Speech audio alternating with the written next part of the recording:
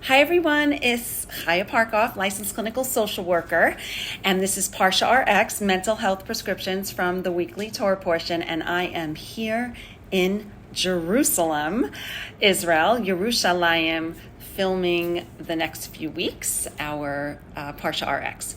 In Parshat Shemini, we're hit with a moment of shock.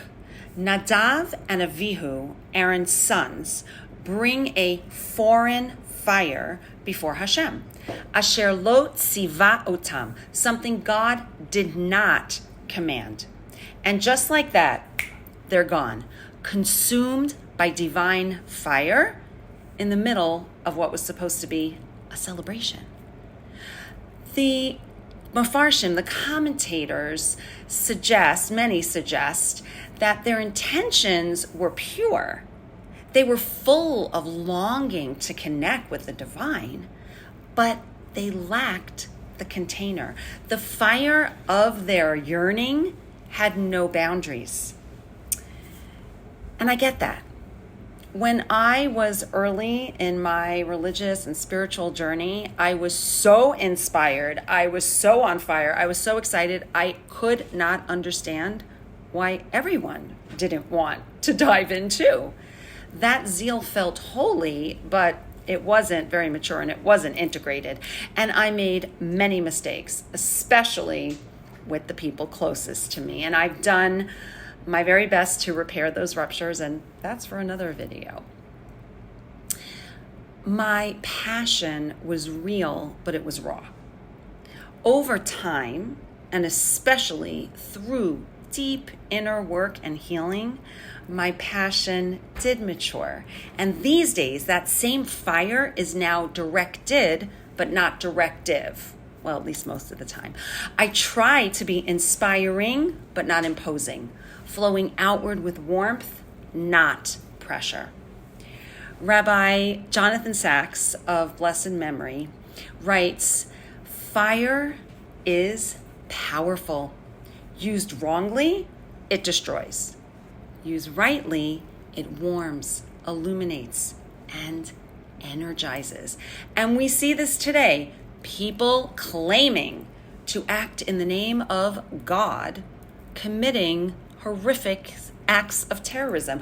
But that is not holy fire. That is destruction. That's desecration. True holiness never seeks to destroy life.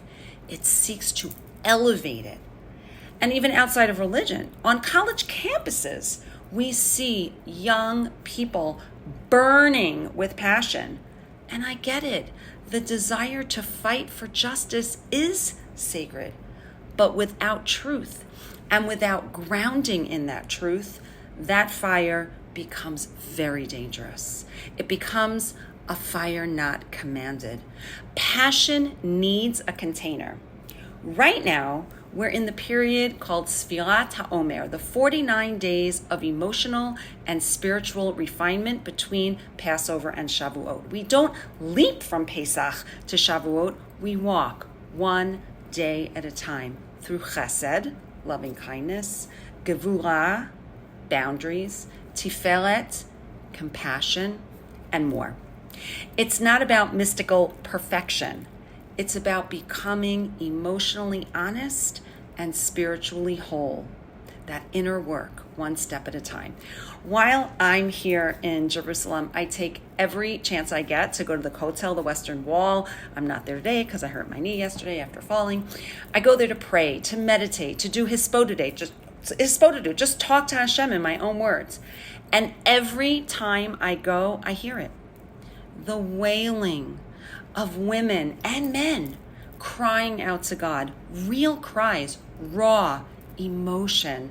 Their voices crack in the air, many holding papers and papers, lists and lists of names of those they are praying for. And of course, we're all praying for the hostages to come back. This is what sacred fire looks and sounds like when it's held. It's not chaos. It's heartbreak and yearning, contained by stone, contained by time, contained by each other. That's what transforms pain and yearning into prayer. The Lubavitcher Rebbe taught, the fire of Nadav and Avihu wasn't wrong. It just wasn't grounded. And that's our work. Not to put out the fire, but to shape it, to let it burn in service of something eternal, something much bigger than us. So what is our ParshaRx this week? Let's feel our fire, but don't let it consume us. Pace ourselves. Ground our growth. Let our heart stay open and our feet stay on the ground. Because when our passion and our presence walk together, that's where real transformation lives. From Jerusalem, the holy city, Yerushalayim, Ir HaKodesh, Shabbat Shalom.